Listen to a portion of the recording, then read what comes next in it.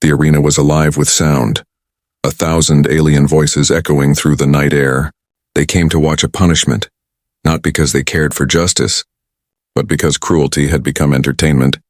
Lanterns of blue fire burned along the walls, casting shadows across the crowd. Every seat was filled, every eye staring at the center where one fragile figure was pushed forward. She stumbled onto the stone floor, her knees scraping against the hard ground. The guards shoved her with iron hands, her small body trembling.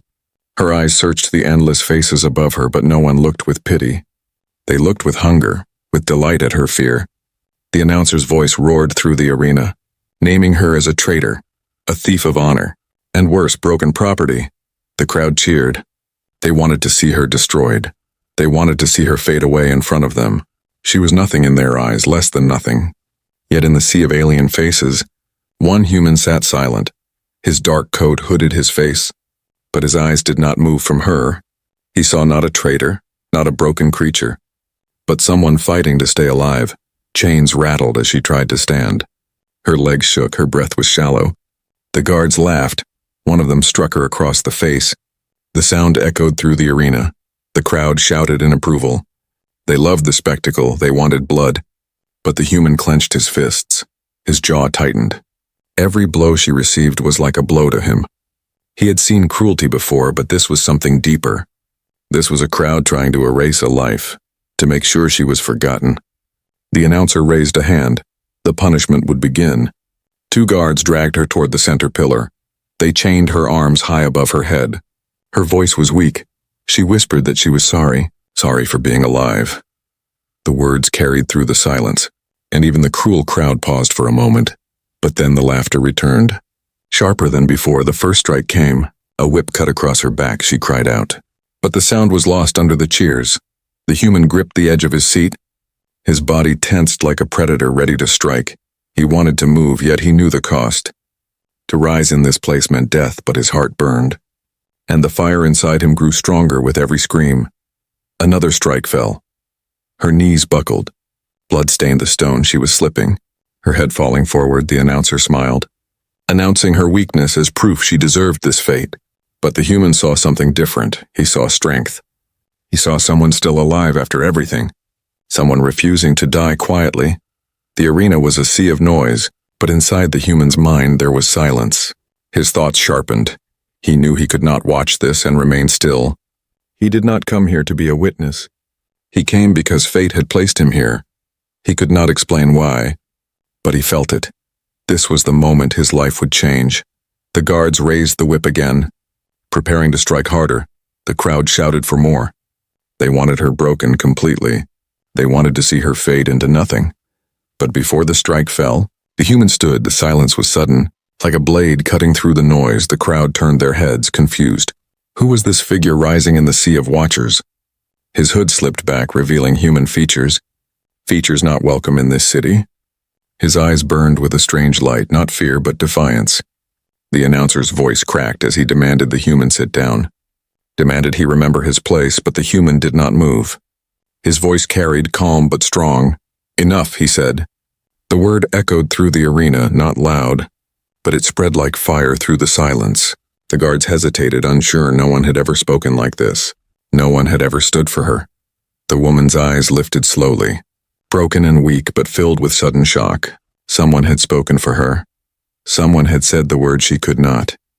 The crowd erupted again, this time in anger. They shouted for the human's death. They wanted both of them destroyed. The announcer ordered the guards to seize him.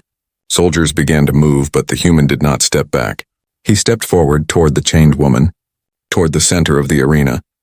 The whip fell from a guard's hand. The human caught it midair. Pulling it free, the crowd gasped. For the first time, silence returned to the arena. He stood there, whip in hand, staring at the guards, his body tense, ready, his eyes unshaken. The woman's voice broke through, soft but clear. "Why?" she whispered. Her voice was weak, but the question carried. Why would a stranger rise for her? Why would a human stand against 1,000? The human looked at her, and in his eyes she saw no pity, only resolve. His answer was simple, spoken in a voice that reached every corner of the arena. "Because you will not fade away." The crowd roared in fury, but beneath the noise, a new feeling stirred. A spark, a question. A single act of defiance had broken the flow of cruelty. The night was no longer the same. The trial was no longer theirs. It had become something greater, and in the heart of the broken woman, a flame began to rise. The arena shook with noise. Soldiers surrounded the human, their weapons raised. The announcer shouted for his capture. Spitting words of anger, the crowd screamed for blood. They wanted the human torn apart. They wanted the woman silenced forever. But the human did not move back. He held the whip in his hand, his shoulders straight. His eyes never left the broken woman chained to the pillar. She looked at him with disbelief. Her lips trembled as if she wanted to speak again but could not. The guards closed in. Their boots pounded against the stone floor. The human's breath slowed. He was outnumbered, surrounded. He knew he could not fight them all. Yet something stronger than fear lived in him, a force that told him to stand. "Seize him!" the announcer cried, his voice cracked with fury. "Show the crowd what happens when a human forgets his place." The first guard lunged. The human moved fast, catching the guard's arm and twisting it hard. The whip snapped against metal armor. The alien soldier fell back with a shout. The crowd gasped. For the first time in years, they saw a human strike back. The other guards hesitated. Their eyes flicked to each other, uncertain. This was not what they had expected. They thought the human would beg, kneel or be crushed quickly. Instead, he stood unbroken. The woman's chains rattled as she tried to lift her head. Blood ran down her arm. Her voice cracked in a whisper. "Why risk this? You cannot win." The human turned his eyes toward her. His voice was steady. "Because you should not die this way." The words carried through the arena like fire through dry grass. The crowd shouted again. Louder, some laughed at him, others cursed. But hidden in the noise was another sound. A murmur, a whisper of doubt. Some eyes in the stands no longer shone with cruelty, but with curiosity. The announcer's face turned pale. He saw the change. He slammed his fist against the rail. "End this," he roared. "Kill him now." The guards rushed forward together. The human dropped the whip and grabbed a broken spear from the floor. He moved with sharp speed, striking the guards one after another. His body carried scars of past struggles. His movements raw but strong. He was not a trained soldier, but he fought with something greater, desperation and fire. Still, he could not hold forever. A heavy strike caught his shoulder. Blood spilled, he stumbled but did not fall. His eyes locked again on the chained woman. She was the reason he still stood. A guard swung toward her, lifting a blade as if to end her life in front of him. The human roared, his body charging like a storm. He slammed into the guard, knocking him away from her. His hands shook, his lungs burned. But he refused to stop. The announcer shouted again. His words desperate. "This is nothing, he is only a man, break him." "Break them both," the crowd answered with thunderous noise. But it was no longer united. Some still screamed for blood. Others sat silent, watching with wide eyes. They had never seen such defiance from a human. Never seen one fight for someone who was already broken. The woman's tears fell. She had believed she was forgotten. She had accepted death as her only end. Yet here was someone who would not let her go. Someone who risked everything in front of the whole city. The guards finally pushed him back. Knocking the spear from his hand, they struck him down to one knee. His chest rose and fell with heavy breaths.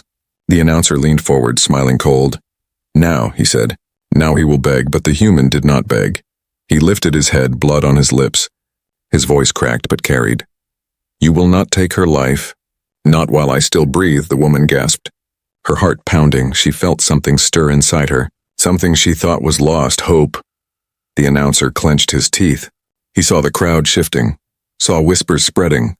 Fear crept into his voice, though he tried to hide it.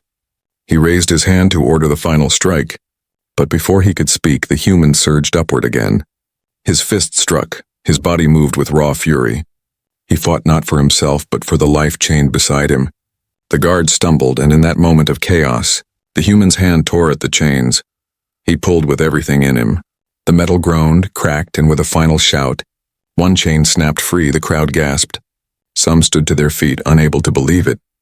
The woman fell forward into his arms. Weak, her body trembling, but her eyes were alive.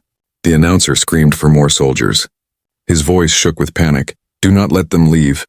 Do not let the crowd see this," but it was too late. The seed was planted, the human had made his choice. He would not walk away. He would not let her fade into silence.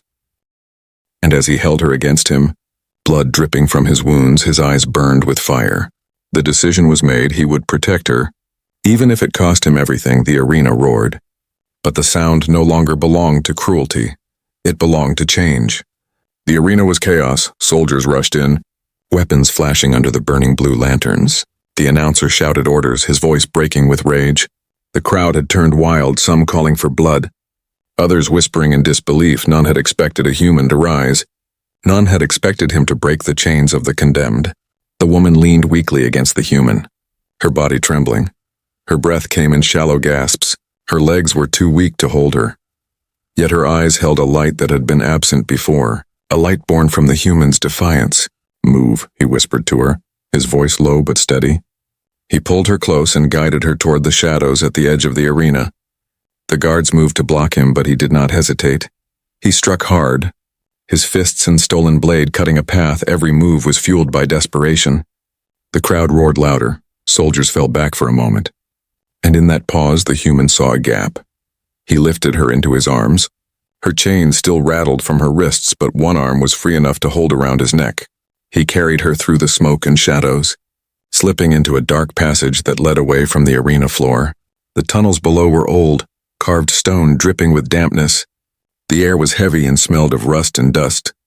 Torches flickered faintly, throwing long shadows across the walls. The human's footsteps echoed as he ran. His breath sharp, he did not know the way. But instinct pushed him forward. Behind them, alarms blared. The announcer's voice carried through the stone halls, commanding every soldier to hunt them, promising reward to anyone who captured them. The sound of boots pounded above and behind. The chase had begun. The woman stirred weakly in his arms. Her lips moved, her voice broken. "You cannot save me," she whispered. "They will find us." "They always do." The human shook his head, his eyes fixed forward. "They will not take you again," he said. His words were simple, but they carried a weight that silenced her doubt. They moved deeper into the tunnels. Turning corner after corner, the walls grew tighter, the air colder. The woman shivered, yet she clung to him as though afraid he would vanish. Suddenly, a torchlight flared behind them. Guards had found the passage. Their shouts echoed, bouncing off the stone. The human pressed her against the wall and crouched low. His heart pounded. He could hear their boots striking closer. He waited, breath held. His hand tightened on the broken spear he carried. The guards passed by, their light spilling into the tunnel. For a moment it seemed they would be caught, but the shadows covered them, and the soldiers rushed ahead, missing their prey. The woman's eyes widened as she watched. Her body shook, not only from fear but from something else, wonder. No one had ever hidden for her. No one had ever risked for her. She whispered, Why do this for me? You don't even know my name." The human looked at her, his voice calm but firm. "Because you are alive, and because no one deserves to fade away before a crowd." Her lips trembled, but no words came. She turned her face away, tears sliding down her cheek. They pressed on. The tunnel twisted downward into darker halls. Strange carvings lined the walls, symbols of an old time. The human did not stop to study them. His only goal was to find a way out. At last they reached an iron gate, rusted and heavy. He set her down gently against the wall and pulled with all his strength. The gate groaned, resisted, then finally broke open with a sharp crack. Beyond lay the city's underbelly, a place of abandoned streets and forgotten ruins. He lifted her again and stepped into the night. The sky above was black with storm clouds. Rain began to fall, washing blood and dirt from his face. The city's tall towers loomed above them, their light searching, alarms echoing across every street. The woman shivered in his arms, whispering, "You should leave me. They will kill you for helping me. Run before it's too late." The human shook his head, his jaw set firm. "No, if they come for you, they come for me too. I will not leave you." In the distance, searchlights swept across the ruins. Patrols shouted orders. The hunt grew closer. The human pulled her into the cover of a broken archway. His eyes scanned the maze of dark streets. He had to find shelter, someplace the soldiers would not dare to search. The woman's eyes closed for a moment, her voice soft. "Why do you fight so hard? You do not even know me, yet you carry me as if my life matters." The human's reply was quiet but sharp. "Because it does." She stared at him, her heart caught between disbelief and hope. For so long she had been told she was worthless, broken, a thing to be erased. Yet here was someone who refused to let her fade. The storm grew heavier, thunder rolled across the sky, the city lights flashed and burned against the rain. The human pulled her deeper into the shadows. His steps firm, behind them the soldiers hunted. Ahead of them the unknown waited, but the human had made his choice. He would not abandon her, not now, not ever. And as the storm raged above, two figures disappeared into the darkness, carrying with them the first spark of defiance the city had seen in years. The rain poured heavy, soaking the ruined streets. The human moved quickly, his boots splashing through broken puddles. In his arms the woman lay weak, her body trembling with every step. Her eyes fluttered, half open, half closed, as though her spirit drifted between life and death. The city above blazed with light. Towers sent search beams cutting through the storm. Patrols shouted orders in the distance. The announcer's command echoed across every channel. Find them dead or alive. Bring them before the crowd. But the human pressed deeper into the abandoned quarter, a place where even soldiers feared to linger. Old stone arches rose from the earth. Broken and covered in moss, doors hung from rusted hinges. Windows shattered long ago. It was a graveyard of a city, forgotten by all but the wind and the shadows. At last he found what he sought. A collapsed stairway led into the ground. Hidden beneath the ruins of an old temple, he carried her down, the narrow steps creaking under his weight. The deeper they went, the quieter the world became, until only the sound of dripping water filled the air. They reached a chamber carved from rock. The walls were blackened by fire. Broken symbols painted long ago still clung to the stone. The human set her gently upon the floor.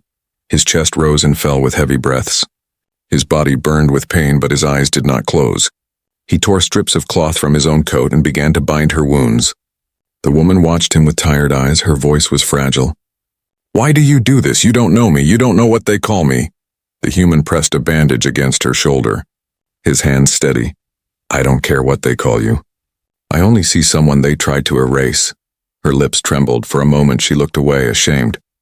"They broke me before everyone. I have no strength left. I am nothing now." The human shook his head. His voice was quiet but sharp. "You are not nothing. You are alive. And that is enough." She closed her eyes, silent tears sliding down her cheeks. No one had ever spoken such words to her. No one had ever seen her as more than a broken thing. And yet here was a human, wounded and hunted, refusing to let her die. Outside, thunder shook the earth. Soldiers marched through the streets above. Dogs barked as they searched. The city hunted like a beast with 1,000 eyes. But the shelter was deep, carved into forgotten ground. The human knew they had only a short time. Yet for this moment they were safe. He lit a small fire with broken wood. The glow spread across the stone chamber. Casting long shadows, the warmth reached her skin, and she shivered as life slowly returned to her body. She tried to sit up but winced. The human gently steadied her. "You saved me," she whispered. "But you cannot save yourself. They will come for you. They will tear you apart for this." The human looked at the flames, his face marked with blood and rain. "Maybe," he said, "but they will not have you." "Not while I stand." She stared at him, her chest tightening. In his voice there was no pride, no glory, only truth. He had decided already. He would fight until his last breath. And she was the reason. Silence stretched between them, broken only by the crackling fire. Then she whispered, almost too soft to hear, "I was ready to die tonight. I thought no one would even notice. I thought I would disappear as if I never lived. But now," her eyes filled with tears again, "now I don't want to fade, not yet." The human met her gaze, his eyes steady. "Then don't, hold on, I will fight for you." "But you must fight too," she nodded weakly. And in that nod was a promise, fragile but real. The hours dragged. The storm outside raged on. Search patrols passed, their voices echoing through the ruins above once. Boots clattered on the broken steps near the temple. The human grabbed his weapon, his body ready, but the patrol moved on, leaving only silence. The woman's breathing grew stronger.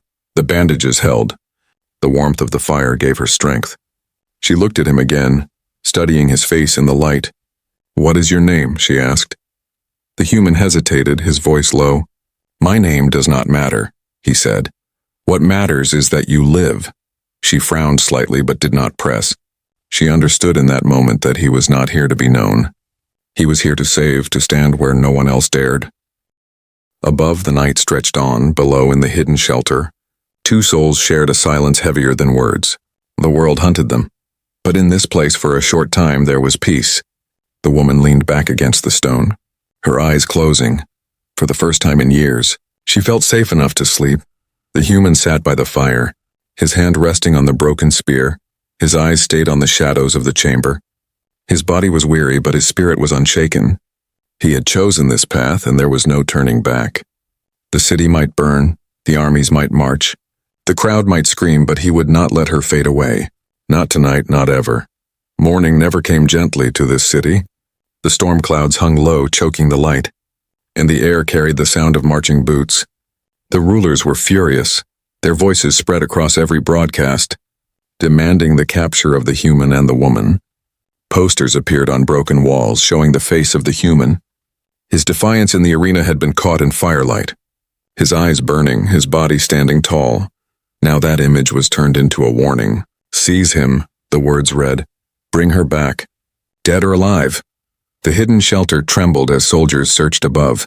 The woman stirred awake, her eyes heavy but her strength slowly returning. She turned to the fire where the human still sat. His weapon across his knees, he had not slept, not even for a moment. "You stayed awake," she whispered. Her voice was weak but steadier than before. He nodded slightly.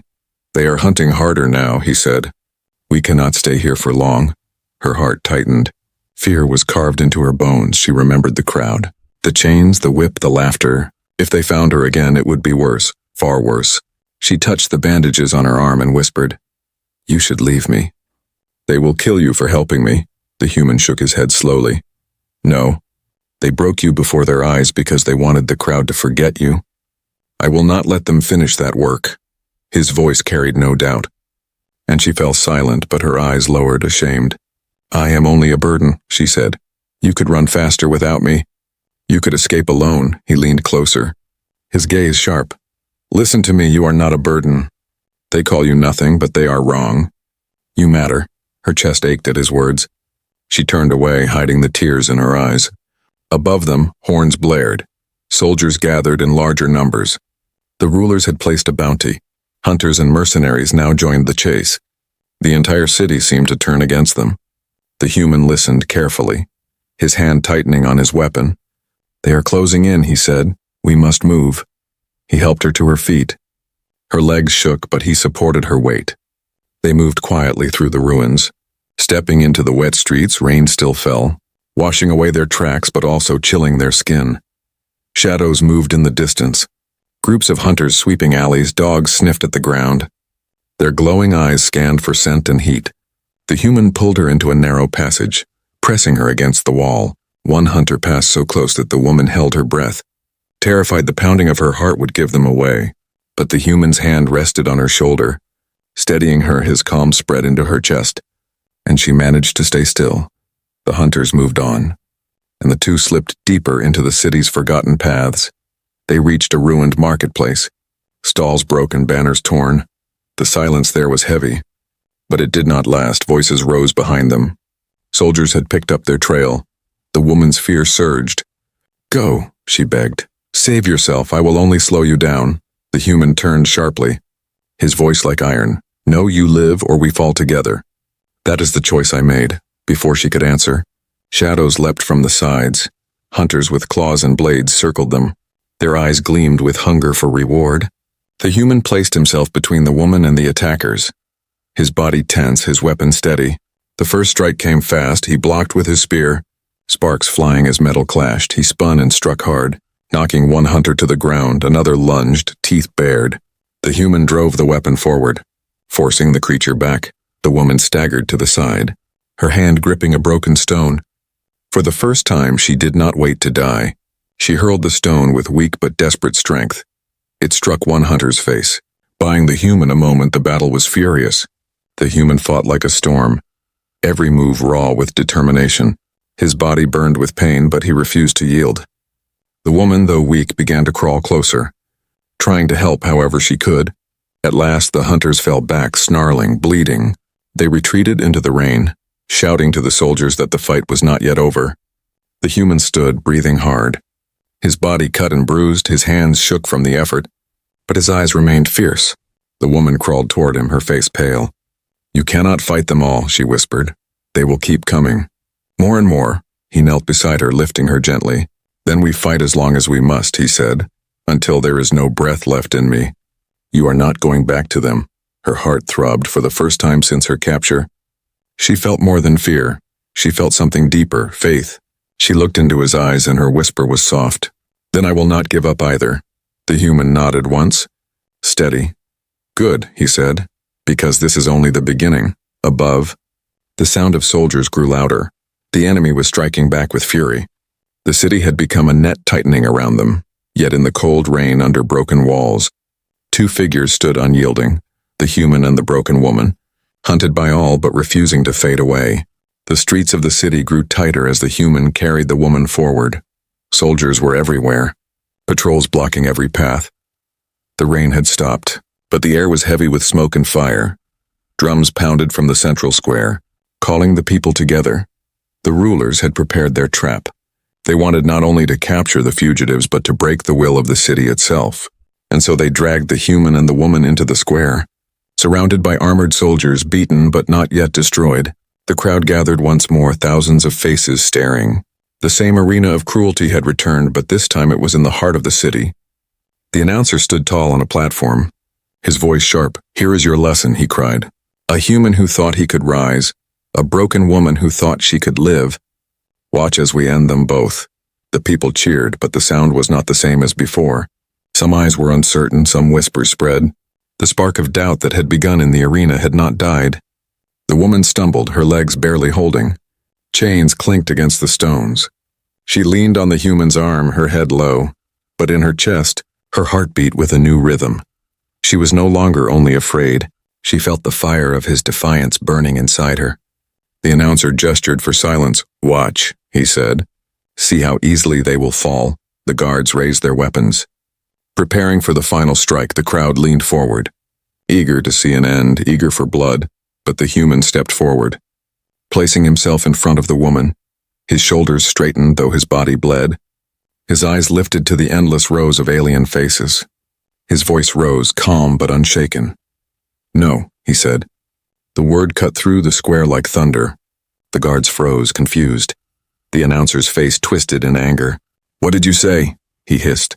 The human raised his voice again, stronger. "No. You will not erase her.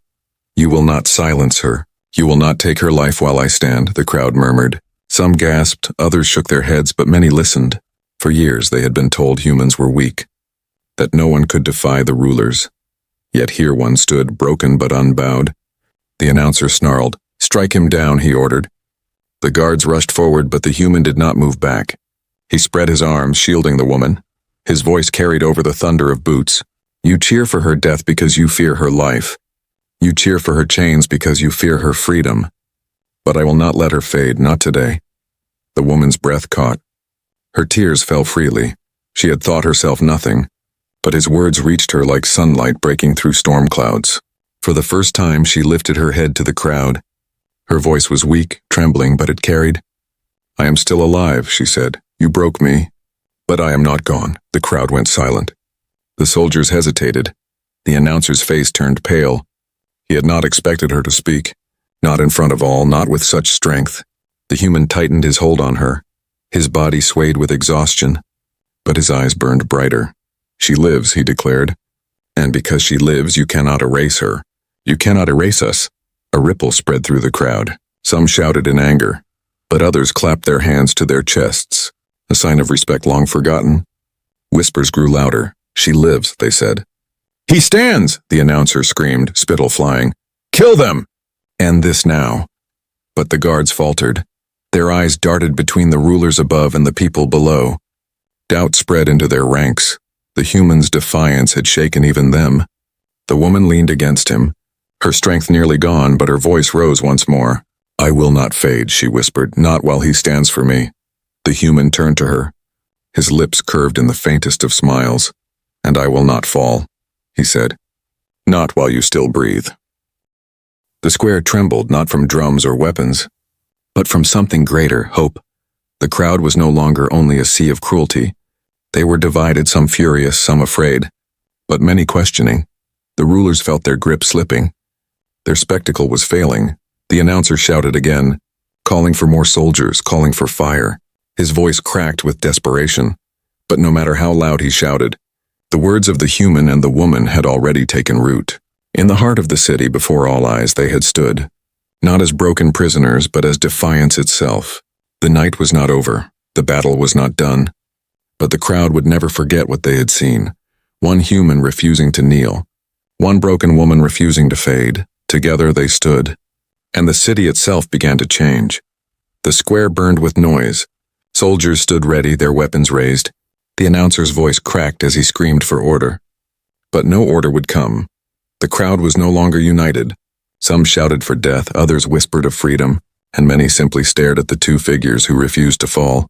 The human's chest rose and fell with heavy breaths. His body carried bruises, blood, and scars. Yet he stood tall, his hand steady on the woman's arm. She leaned against him, weak but unbroken. Her eyes no longer lowered in shame. They shone now with something new. Fire. "You see?" the human shouted, his voice echoing through the square. "They want you to believe she is nothing. They want you to believe I am nothing, but look at us, we stand. We breathe, we live, and if we can live, then so can you." The crowd trembled. Some lowered their heads in fear, but others raised their eyes. The announcer's face turned red. His words turned desperate. "Lies!" he screamed. "They are only weak creatures, crush them before they spread their poison." The guard stepped forward again. But hesitation weighed on their steps. They had seen the woman rise when she should have fallen. They had seen the human fight when no one else dared. Doubt was eating at their hearts. The woman's voice lifted, soft but clear. "You broke me before the crowd," she said. "But I am still here, I am not gone. I will not fade." Her words struck like lightning. The people shifted, their whispers growing louder. Some clutched their own chains.